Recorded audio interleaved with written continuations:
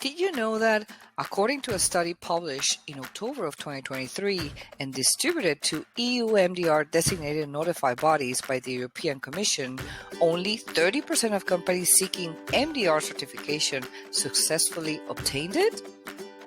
One of the main reasons listed for refusal is that the application is incomplete.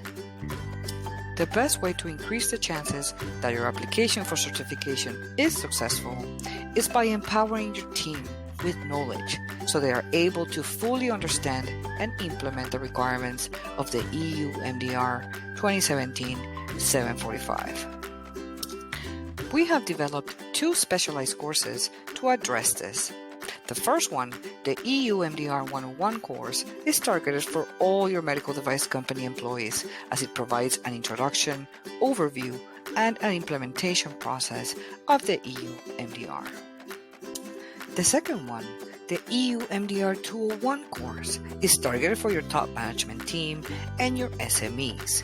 This course builds from the knowledge learned in the 101 course and provides exercises that will challenge you to ensure you master each subject being presented. Visit our website today and let us give you and your team the knowledge that can ensure your organization is successfully certified.